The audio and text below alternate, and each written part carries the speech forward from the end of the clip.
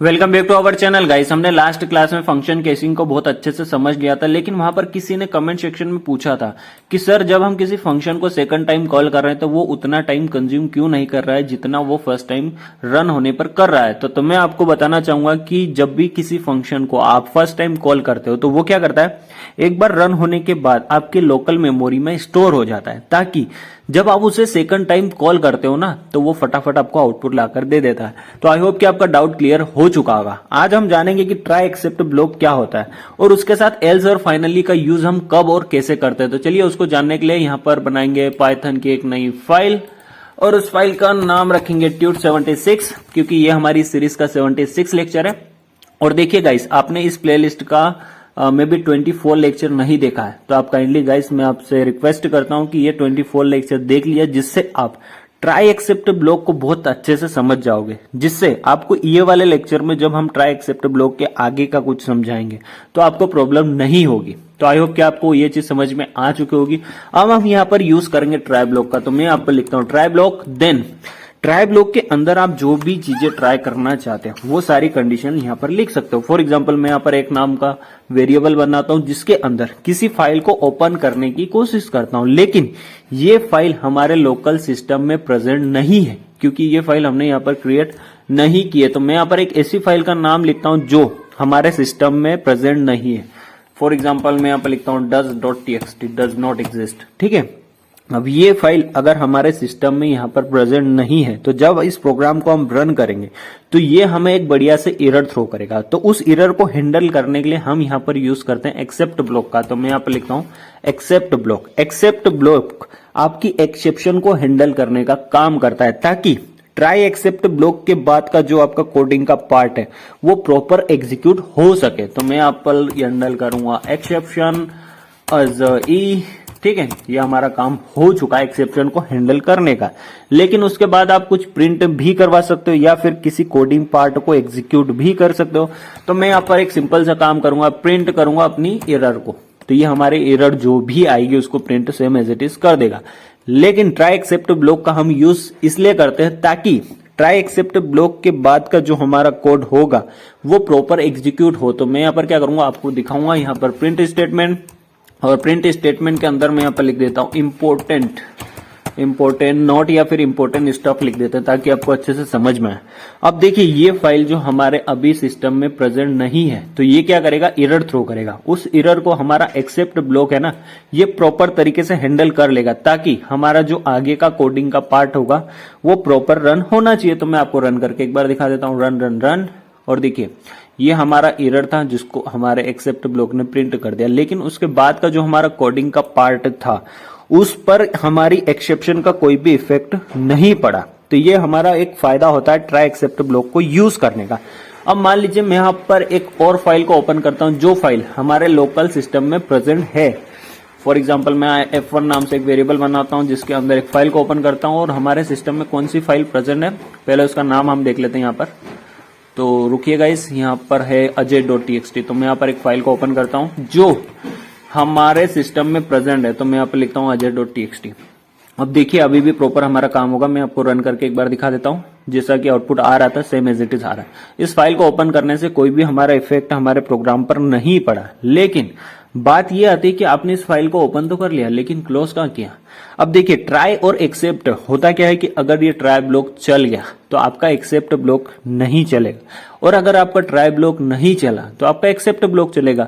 तो दो में से एक कंडीशन जरूर चलेगी, लेकिन दोनों चलेगी उसकी कोई गारंटी नहीं है। लेकिन आपको इस फाइल को ऐसी जगह पर क्लोज करना है जिससे ये file any how condition close होना ही चाहिए। तो हम यहाँ पर यूज करते हैं फाइनली ब्लॉक का, जो कि आपके ट्राई और एक्सेप्ट से थोड़ा डिफरेंट होता है, जो एनी हाउ कंडीशन रन होता ही होता है। तो मैं यहाँ पर यूज करूंगा फाइनली। अब फाइनली की अंदर आप ऐसा कोडिंग का पार्ट लिख सकते हो जिसको एनी हाउ कंडीशन आपको एग्जीक्यूट करना ही करना है।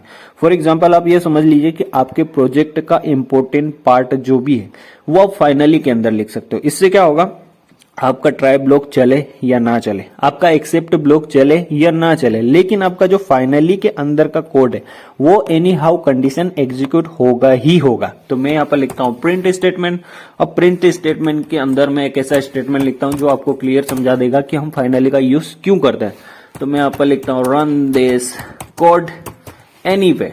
अब इससे आपको समझ में आ जाएगा कि ये जो कोड है फाइनली के अंदर वो एग्जीक्यूट होता ही होता है एनी हाउ कंडीशन, चाहे आपके प्रोग्राम में एरर आए या ना आए। तो आई होप कि आपको फाइनली समझ में आएगा। अब फाइनली के अंदर जिस फाइल को आपने ओपन किया, फॉर एग्जांपल अभी हमने F1 को ओपन किया ना, तो आप उस फाइल को क्लोज भी करना होगा, क्योंकि जब भी आप किसी चीज को प्रोग्रामिंग में ओपन करते हो तो उसको क्लोज करने का आपका धर्म होता है, तो उसको क्लोज किया करें। तो मैं यहाँ पे लिखता हूँ F1 डॉट क्लोज, तो ये हमारी फाइल को क्लोज कर देगा। अब इस प्रोग्राम को रन करूंगा तो देखिए हमारा जो फाइनली का ब्लॉक है वो प्रॉपर रन होगा। और देखिए रन दिस कोड एनीवे, मतलब आपके प्रोग्राम में एरर आए या ना आए उससे फाइनली को कोई फर्क नहीं पड़ता है। तो आई होप कि आपको फाइनली अच्छे से समझ में आ चुका होगा। अब ये जानते हैं कि एल्स क्या होता है। देखिए एल्स का काम ये होता है कि अगर आपका एक्सेप्ट ब्लॉक चल गया तो फाइनली एल्स कंडीशन नहीं चलेगी, और अगर आपकी एक्सेप्ट ब्लॉक नहीं चला तो आपका एल्स चल जाएगा। तो मैं यहाँ पर एक ऐसा स्टेटमेंट लिखता हूं जिससे आपको एल्स पूरी तरह से समझ में आ जाएगा। तो मैं यहाँ पर एल्स के अंदर एक प्रिंट स्टेटमेंट लगाता हूं जिसके अंदर क्लियरली लिख देता हूं कि एल्स आपको कब यूज करना चाहिए। तो मैं यहाँ पर लिखता हूं this will run only if except is not running. अब आपको समझ में आ चुका होगा कि एल्स वाली कंडीशन कब चलती है। मैं यहाँ पर स्क्रीन को थोड़ा बड़ा करना चाहूंगा ताकि आपको अच्छे से कंडीशन विजिबल हो। ठीक है, तो आई होप कि आपको स्क्रीन अच्छे से विजिबल हो रही होगी। अब देखिए एल्स के अंदर मैंने लिखा है this will run only if except is not running, मतलब अगर आपका ट्राई ब्लॉक चल गया तो एक्सेप्ट नहीं चलेगा। अगर एक्सेप्ट नहीं चला तो आपका एल्स कंडीशन चलेगा ही चलेगा, लेकिन अगर आपका एक्सेप्ट ब्लॉक चल गया तो आपका एल्स वाला कंडीशन नहीं चलेगा। तो आई होप कि आपको ये चीज समझ में आ गई। मतलब ये एक्सेप्ट ब्लॉक और एल्स ब्लॉक दो में से एक कंडीशन हमेशा चलती है। अब दो में से कौन सी चलेगी वो डिपेंड करता है ट्राई ब्लॉक के ऊपर, क्योंकि अगर ट्राई चल गया तो आपका एक्सेप्ट नहीं चलेगा। अब एक्सेप्ट नहीं चला तो एल्स चल जाएगा, और अगर आपका ट्राई नहीं चला तो एक्सेप्ट चला तो एल्स वाला जो काम है वो बिल्कुल नहीं चलेगा। तो मैं आपको रन करके दिखाता हूं कि यहाँ पर हो क्या रहा है। देखिए ये रन दिस कोड एनीवे, ये हमारा फाइनली का आउटपुट है। यहाँ पर आपको एरर आ चुकी है, तो एरर आ चुकी है तो आपका जो एक्सेप्शन वाला पार्ट था या फिर एक्सेप्ट वाला ब्लॉक था वो चल गया। अब वो चल गया तो आपका जो एल्स वाला कोड था वो एग्जीक्यूट नहीं होगा। लेकिन अगर मैं यहाँ पर dust.txt नाम की एक फाइल क्रिएट कर दूं तो आपका एल्स वाला जो कंडीशन है वो चलना चाहिए। तो मैं यहाँ पर क्या करूंगा आपको समझाने के लिए यहाँ पर एक फाइल क्रिएट करेंगे, थोड़ा आपको समझाते हैं यहाँ पर, और एक dust.txt नाम से एक फाइल क्रिएट करता हूं मैं यहाँ पर फाइल, एंड यहाँ पर लिखता हूं dust.txt। अब आपकी एल्स कंडीशन प्रॉपर चलेगी। देखिए मैंने यहाँ पर dust.txt नाम से एक फाइल क्रिएट कर दी है। अब इस प्रोग्राम को मैं रन करूंगा तो जो एल्स कंडीशन है उसने प्रॉपर वर्क करना चाहिए। तो ये हमारा रन, और देखिए this will run only if except is not running, मतलब आपका एक्सेप्ट नहीं चला। देखिए ये फाइल इसको यहाँ पर मिल गई तो आपका एक्सेप्ट ब्लॉक नहीं चला।